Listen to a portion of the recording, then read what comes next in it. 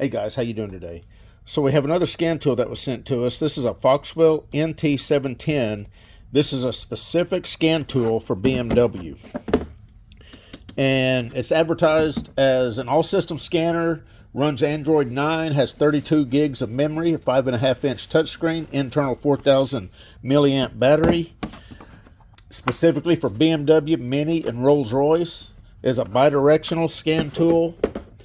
Has all the resets or special functions for any particular year, make, and model, which means whatever special functions or resets that any particular make and model has available, this scan tool is supposed to support it. That doesn't mean that every single special function is going to work on every single car. So some people get that confused. It supports ECU coding and has free lifetime updates. So first thing we're going to do is get this thing booted up, and while it's booting up, let's take a look at what else it comes with. This is a corded tool, but it does have a charge cable right here, USB-A to USB-C. More than likely it will charge through the OBD connector, the DLC, whenever it's connected to the car. So if you connect it often enough, then it should stay charged up. Looks like about a 4-foot cord. And it, of course, comes with a manual. And I like that pocket where the manual slides in. That's nice. Okay, so we're booted up. Let's take a look at it real quick. So, of course, you got your main diagnostic button there. That's where you'll go typically to connect to a car. You got your update, data manager, your account, settings. We'll go into settings. Looks like there's another page. So what's on the other page? Firmware update, VCI manager, shopping, auxiliary tools. Let's see what that is. File browser, pin detection. Oh, okay. We'll have to take a look at that once we get it hooked up. Coverage list and shop manager. Go back. Let's go into settings real quick. Of course, we've got your units. I've already got it set to Imperial. I've got it set to English. Font size. You can change the font size, so that's nice. Module sorting, sort tiles, titles. Remote control, system settings, general, uninstall vehicle software, clear app data, print settings, and about. So let's take a look at the body of this. And let's get it connected to the car. We're going to connect this to our 2019 BMW X3. And we'll go through and see what all it has. All right, so let's get the ignition turned on.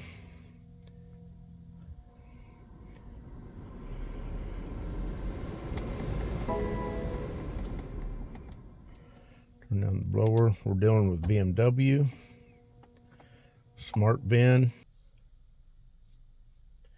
All right, first let's go ahead. Before we hit diagnosis, let's look at under service. See what we're going to have, okay? So we'll just do powertrain, engine electronics. Whoops. Go back. Hopefully you can see all this. Let me, you know what, I'm going to zoom you in a little bit. I need to make sure you can see this. We don't have screen record on this scanner.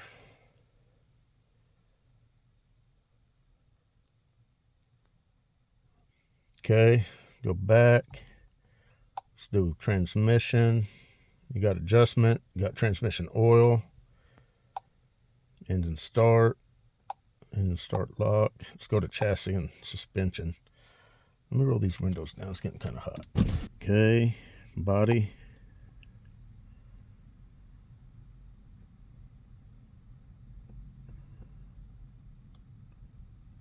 Maintenance and pre-delivery check. I don't really care about that. Let's go to special functions.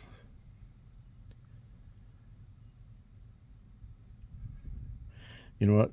Let's just see if it'll set and release the electronic parking brake. Start up, let's see, automatic hold brake, workshop mode, electrical parking brake. That's what we want. Activate the installation position. Hit yes.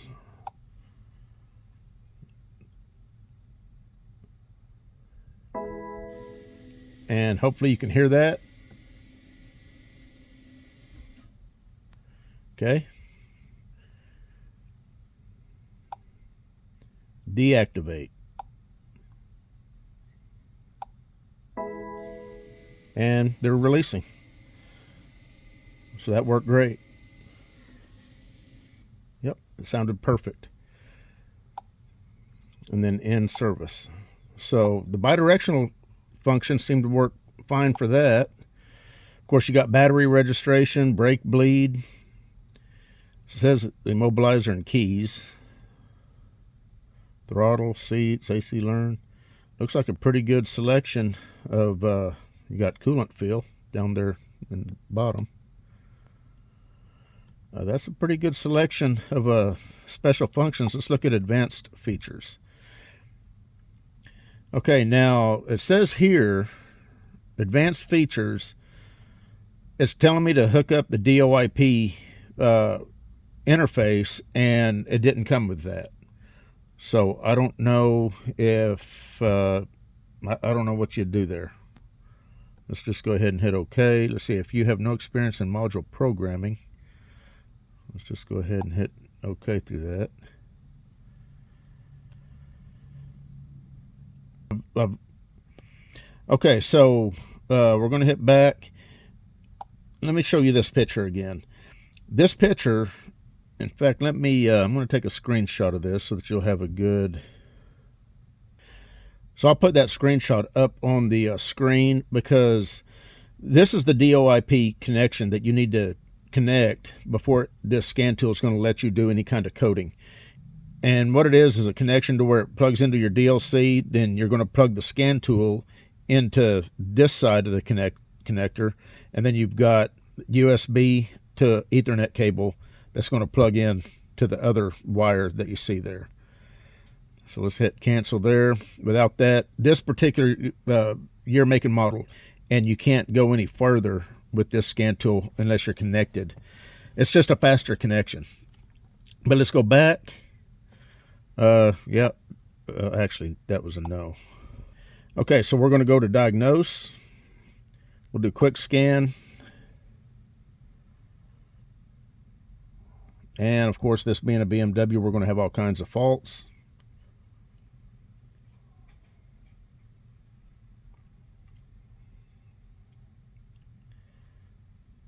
Pretty quick. This car's got, how many modules does this car have? This car has 25 modules, so that took less than maybe 20 seconds to scan them all. The little down arrow right here, if you click that, that's going to open up, and you're going to be able to see what individual faults you've got in any particular module.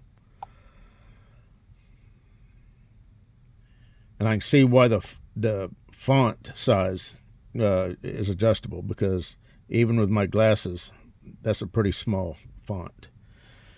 But let's go into one of these modules. In fact, we'll just go right into the DME. And right here, looks like we've got read codes, clear codes, live data, and active test. Let's go ahead and take a look at the active test. Okay, pretty good selection there. Electronic fuel pump, turbocharger coolant pump, electric fans, solenoid valve in the tank, injectors. That's just for the DME. Live data, let's take a look at that. We'll take a look at the graphing, and then maybe look at another couple modules, and then we'll wrap this video up. So we've got about 96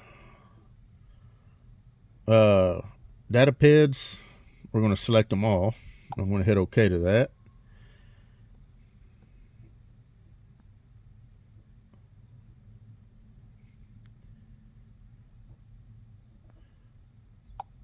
I was just wondering if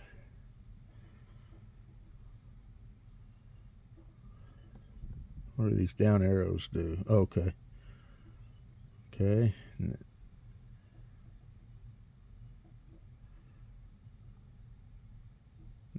And there we go. That's what I was wondering, is if one of these down arrows allowed you to pick a different unit. And it does. So let's see, if I hit graph right now, that's the mass airflow. Looks pretty, I mean, that looks pretty lively. Let me start the vehicle up.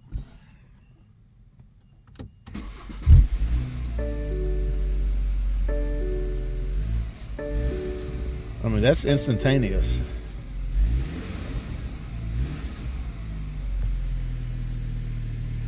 And that's what's nice about these corded tools, is you do get a faster response time.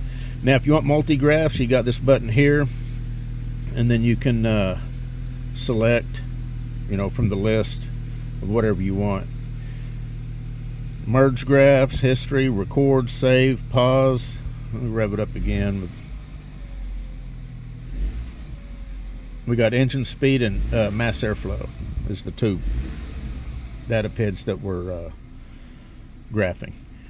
And I thought, let me merge those. Okay, so there's 4. So you can select from 4 different data PIDs on this screen. Let's go back. Go back again. So the graphing looked actually pretty fast and responsive. Of course, we got clear codes, read codes. Let's go into a different. Let's go into stability control. We got 9 faults in stability control. The car drives fine. There's no lights on. These type of cars, I stopped chasing DTCs every time something popped up. As long as everything's good, I typically don't worry about it. Read codes. Let's see what the codes were. Okay. Yeah, okay, so that's the wheel speed sensors. Yeah, I've known that. Let's take a look at the active test here. Okay, not too bad. DME, body domain controller, we'll go into that. Look at the active test. Windshield washer. Let's go ahead and make sure that it can bidirectionally control the windshield washer pump, headlight cleaning system, rear wiper, windshield wiper, installation position, washer pump. That's just something I think you'll be able to see, so that's why I'm choosing that. We'll hit active, and hopefully you can see all that water spraying on there. Now we need the wiper, windscreen wiper, stage 1, active. All right, so bidirectionally, well, the bidirectional controls seem to work fine. Very instantaneous. As soon as you hit the button, it happens. So, I mean, it looks like a pretty capable scan tool.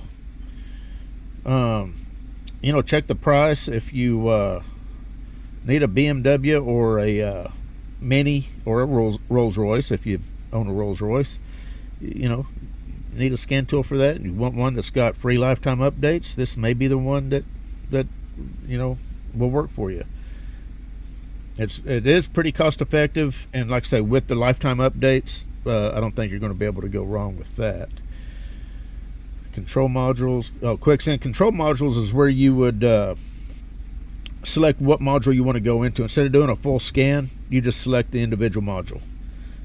So if you know you wanted to go into the DME or the engine control module, you just go straight into that. You don't have to do a host scan and wait for that to happen.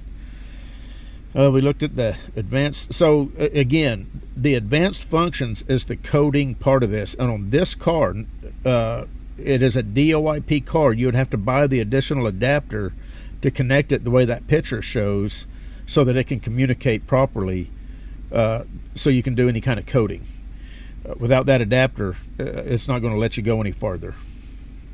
But all the other special functions, you know, retracting the parking brake so you can put brake pads on, it does that, and everything else. You can reset your oil light, all that sort of thing. So let's go ahead and back out of this. Of course, you got history. And that's pretty much it, guys. I don't know what else to say about it. And we're still at 100%, so that's what we started off at. And I'm assuming it hadn't dropped because it is charging through the cord. That is the one thing that I do like about corded scan tools, is that it keeps the scan tool charged up as you use it. Anyway, we're done. This is the Foxwell NT710, and seems like a pretty capable scan tool for BMW. Anyway, you guys take care. We'll see you.